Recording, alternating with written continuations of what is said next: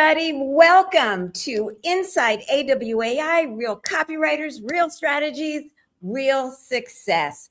I'm Katie Yeakle, and today I'm so excited to be speaking to Cynthia, Waine, Brandt. Hi, Cynthia. Hello, Katie. So great to be with you today. For those of you who don't know Cynthia yet, she joined AWAI in 2017, attended her first boot camp that year as part of an unplanned journey of personal and professional transformation following the unexpected death of her beloved husband, Harry, in 2014. At the time of Harry's death, Cynthia, I'm talking about you like you're not here, but I just want to get this picture. Cynthia had a very successful CPA practice. She specialized in healthcare, financial management for remote Alaska hospitals. Now, I mean, that is a niche. And then following Harry's death, she augmented her 30 years of professional experience with immersion in personal development and used both of those things to navigate her own crisis and resulting transformation. Cynthia captured her journey in a memoir called Song of the Cardinal, a true story of miracles and magic after heartbreaking loss. The story has won numerous book awards, has been an Amazon #1 new release and #1 bestseller several times in numerous categories. We're going to hear all about that. And now an author, keynote speaker, and advisor, Cynthia uses her wealth of knowledge and experience to fulfill her mission of inspiring individuals and organizations to leverage crisis for personal and professional transformation. So I'm so excited to be having this conversation. And also, I love this, and I find this so interesting and exciting. Cynthia is a certified trainer in the Jack Canfield Success Principles and the Canfield methodology. So, you know, Jack Canfield, he's the chicken soup for the soul genius and has created that whole brand. You know, I've gotten to know Cynthia over the last several years, and I am very excited to welcome you here today, Cynthia. Thank you so much for joining us. Thank you, Katie. It's truly an honor to be here. I'm excited for our chat today. Good. Well, I want to start by talking about this beautiful book you've written, Song of the Cardinal. Just tell us how this came about. I know it was a result of what you experienced, but how did you start actually putting pen to paper or fingers to keyboard? Well, it was really a series of steps. And in a nutshell is that, I started sharing part of my journey on Facebook after Harry died. I was not active on Facebook at all, but almost immediately after his death, I started experiencing some very beautiful things, and I started sharing about them, and I could tell people responded to them. And these beautiful things were me feeling that that Harry was kind of still with me in ways. And so the reason the book is called Song of the Cardinal is one of the most profound and frequent experiences flew into my life on the wings of a redbird. I was 2 weeks after Harry died. I was home alone for the first time. He died in Atlanta when I was physically up in Alaska, 44,000 miles away. 2 weeks after his death, I was back at our house in Savannah on the back porch, and where we spent a lot of time together. And I looked across, and there in the crabapple tree, very barren, because it was this time 12 years ago. There was a beautiful red cardinal just sitting in the middle of the tree, staring at me across the backyard. And it was a very profound experience. And being the CPA, as you mentioned, and I didn't tell a soul, I kept it to myself.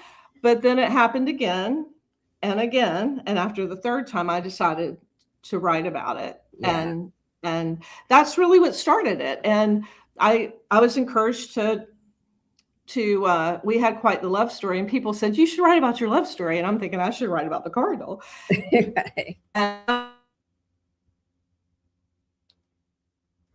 Oops. I think Cynthia's to me, Oh, because maybe I'm supposed to share this story with others. I love that. And now you hadn't thought about being a writer yet. You hadn't found AWA. None of this has even entered your world. This was just a place for you to share your experience. Yep. And now, so let's fast forward to you having sold 3,000 copies with, as you say, no marketing, no real plan. How did that happen? And I know Facebook played a big role in it. So I'd love for as much detail about that for folks that are listening that might want to follow that model. Well, I think it's, traditional publishing would say you have to have A, B, C, D in place, the perfect author platform, especially if you're an unknown and a first-time writer. And I'm not saying I disagree. Oh, Cynthia's connection's a little bit unstable. November 24, I found myself with files uploaded to Amazon, ready to go. You know what, Cynthia, we had a little bit of a glitch there. So if you could just repeat what you said, because we went from unknown to Amazon. Okay. So, I think traditional publishing would say, here's the boxes to check before you go live with a book, especially if you're an unknown. And I didn't disagree with that. I had plans to do that, but life kind of happened. And so as I was coming down the runway to get to a point where I could say I'm ready to publish, I suffered a back fracture. And I thought, I'm going to have to put this off again. And I just kept doing one more thing. And that's one thing I would share with those who are watching, is that I ran into a lot of obstacles along the way. But every time I did, I just kept saying, what else could this mean? How could I use this to my advantage? How could I keep going forward? And so I had a little bit of a mailing list, but I think I would back up and say, when I decided I was going to write the book, I knew it wasn't just a one and done thing for me, that I felt like I had 9 or 10 books in me. I knew I wanted to do the speaking and the transformational training. And so I really went into this as if this was me transitioning to another business. And so I became a student of marketing too. So yes, along the way, and we'll talk about that, I, hooked up with AWAI, but from the beginning, I began to think everything I did as it related to the book was marketing. And that included writing the manuscript. And so those kind of things, it was like selecting the artwork and doing the cover and having a professional editor. I took an approach to it that I wanted this book to be a gift to whoever picked it up. I wanted it to, I wanted it to feel good in their hands. I wanted the story to resonate. I, really took that approach. And I did hear from Jack at one point in one of the conferences, is to write from a place of love. And I think that's also part of the marketing, is that taking that approach, whether you're writing an article or a copy or, a poem or a book or whatever, to do that with the receiver in mind. Yes. I think that comes across in the end. And I think that is part of marketing, but tactically, I just want to interrupt. So how did it go from, maybe 5, 6 Facebook posts that, you started getting some positive feedback to I'm going to turn this into a book? Yeah, that happened pretty early on, because it was like this divine feeling of, this is something I'm supposed to do. So I actually had the URL songandthecardinal.com 4 months after Harry passed away. So this is a decades long project. Sure. Yeah. But over time, I think at some point you make a decision that it's time to do it. And so the book is a combination. There are absolutely some word for word Facebook posts that are embedded in the book.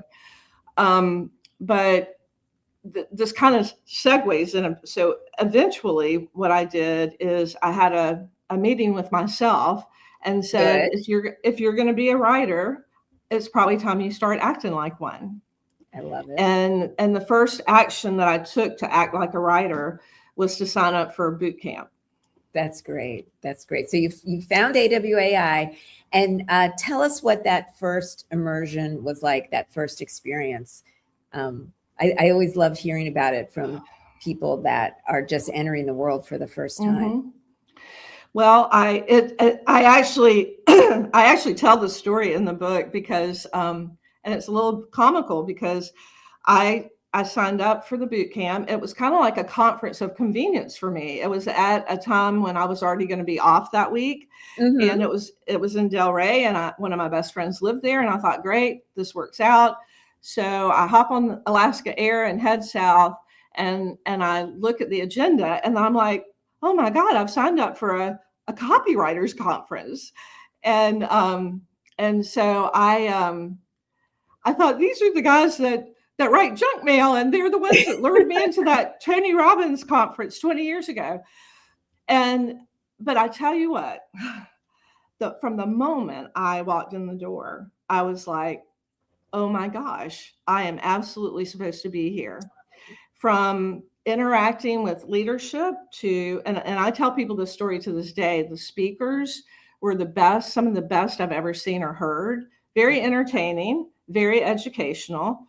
Inspiring. Folks were inspiring, folks were approachable, but the membership also, it was like, I'd been to a lot of business conferences, but I'd never been to any that I felt more at home than at that first boot camp.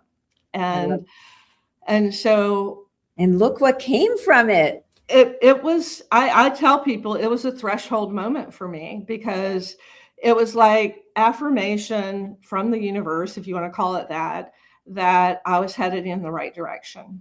Yeah. And, we teach, one of the principles is, you're writing to one person that you care about, helping them solve a problem. That's true if you're writing an ad, a post, an article, a sales letter, a website,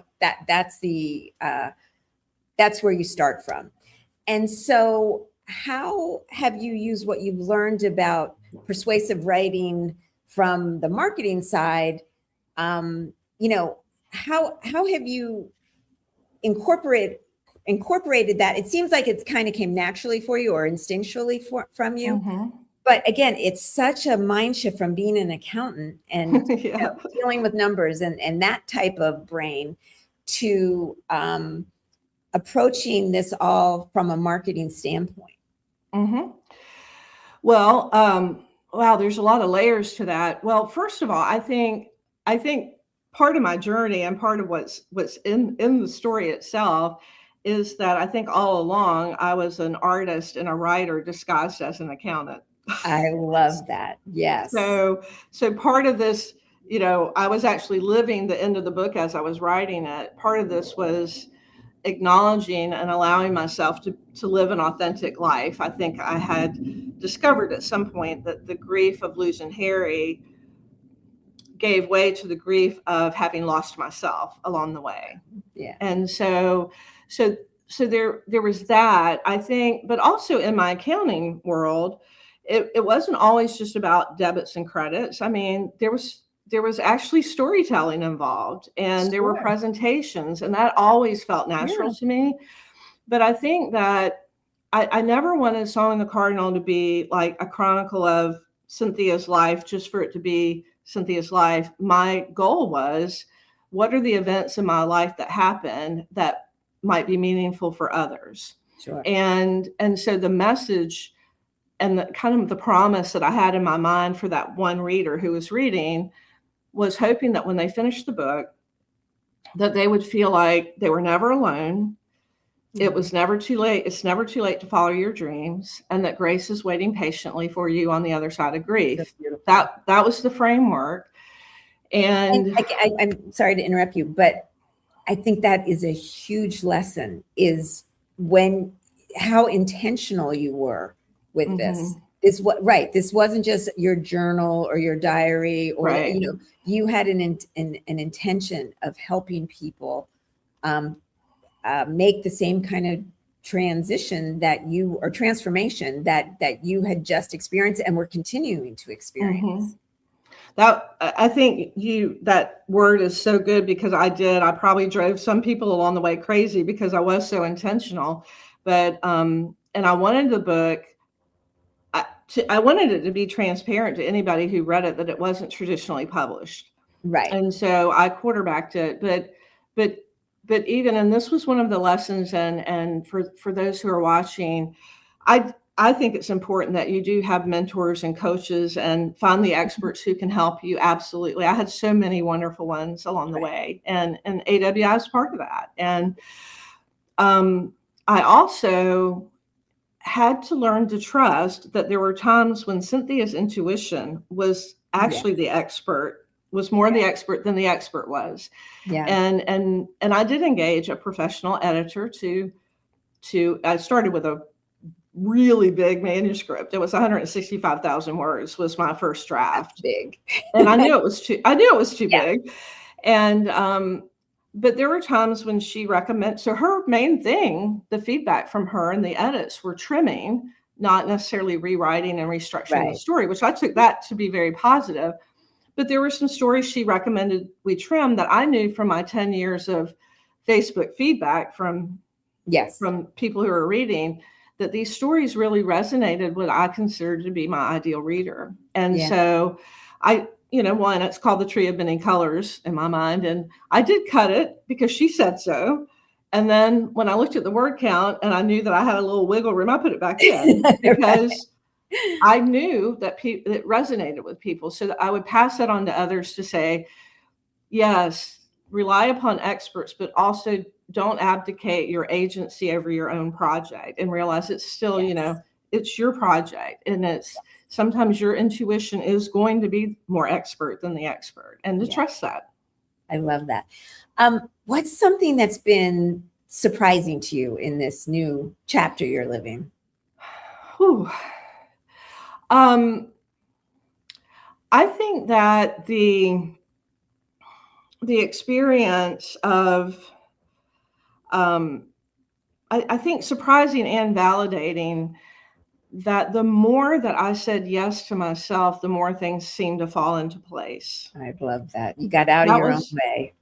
Get out of your own way. And that was surprising. And then involving others in the journey was also part of getting back to the marketing thing. It wasn't a superficial thing, but I think that part of the success of being able to do well with the soft and secret launches were that people felt involved in the process.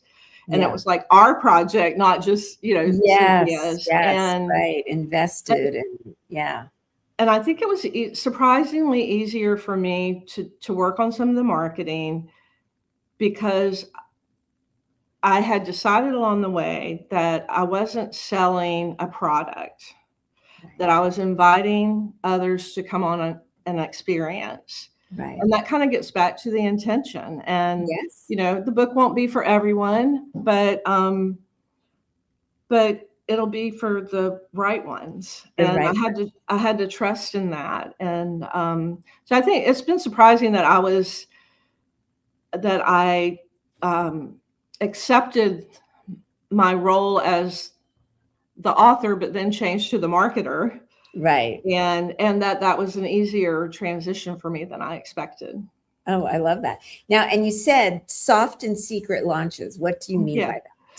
Well, I mentioned earlier that I was sitting there in November of 2024, and all of a sudden my uploads were approved by Amazon, and I hadn't told anybody. I told one person. And so I actually used, about a month before, I had put out on Facebook that I had 20 advanced reader copies. If people wanted one, I would send it to them for free if they'd read and do a review when the book was published. Right. And I got 40 responses. And actually, thankfully, I had 40 ARCs. I just didn't think 40 people would respond. And so those 40 plus 20 who were beta readers and other people who had seen the book, I had 60 people. And when the files were out there, and I thought, well, why don't I do a secret launch? Why don't I just ask these 60 people to help me test the system and make sure it's place and all that? So I discounted the books like as low as I could, as Amazon would let me go. Right. And I said, go forth and conquer, and stock up if you want to, buy Christmas presents, whatever. It's my way of saying thank you. Uh-huh. And it went so well. That was the week before Thanksgiving of 24, Right. that on Tuesday, I thought I should go with this. I should go with this momentum. Yeah. And so my official launch I made for the Saturday after Thanksgiving that year, but I told them on Tuesday that a Right. little birdie had told me it was already out on Amazon, and if they wanted to go for it, they could. And so I did the secret launch, and then I did a soft launch. Yes. And then I was planning to ramp up and do all the marketing things, and I ran into another series of illnesses and injuries that kind of put that on hold for about 8 months. Okay. So, but now you're moving forward.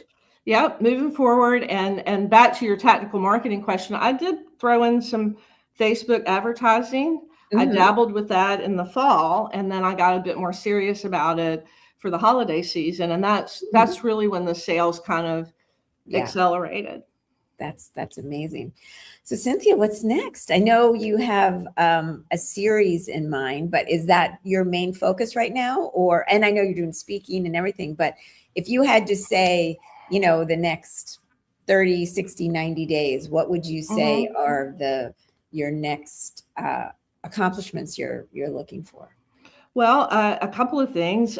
One is that I do feel like I'm just starting to do the things now that I'd planned to do a year ago with Song and the Cardinal. And one of the advisements I got over the years too was that a mistake that authors can make is they don't market their books long enough, and that you should give it a year or 16 months or so. And so I really want to put a lot of effort into now doing those things, because the blessings that happened in my kind of delay for a year is I do now have book awards that I can say that Song and the Cardinal has, and the bestseller status, and an audiobook. I recorded the audiobook last May. So I have things in place now that I didn't have a year ago. And that's getting back to, I wouldn't worry if you don't have a platform. Maybe I shouldn't say that, but things got a whole lot easier for me from a marketing standpoint once the book was real, once it was published. And so I'm going to focus on that. And then one of the other things I'm excited about, and I do want to tell this group, because I'm so surprised that I'm even saying this, but in the middle of publishing this book, I also recorded a music album. And it was never planned, but it was one of those things that came up. And I found that not only do I maybe have a little talent for writing a book, but songwriting is actually also now part of the mix. What's the album called? I launched it last week on the 12th anniversary of Harry's death, and the album is called Grief to Grace. Grief to Grace. Beautiful. And it's like Song and the Cardinal in music. It is kind of a musical memoir, but the thing I want this group to know is I didn't write the music. The brothers Corin did that. I did a songwriter's journey with them, and they gave me the melody, and they also titled the songs, all but two of them. I changed two titles, but the third song on the track is called The Writer in Me. Oh, and it'll have to become our anthem or something. I really believe it is, because I hope, and if somebody's listening and you don't stream music and you want to hear the song, reach out to me. I'll send it to you. But this group, AWAI, was, I always felt like I want them to know that the song is out there, because it is about the writer in us, the creator in us, and making it be okay. It's like, it's safe to come out and to be the writer. And I would love it if to share that with get the word out. Come on, AWAIers, let's shoot this up the charts or whatever. Yeah, I'm not a professional singer, and I'm terrified to sing in front of others. So I did this in the cocoon of a recording booth, but it was quite a transformative experience, and a lot of healing in it. And it actually leads into and feeds another Song in the Cardinal second verse, which is going to be Finding Your Voice. Oh, beautiful. What gifts for all of us. You've given us so much already, Cynthia, but just in closing, what advice do you have for fellow writers?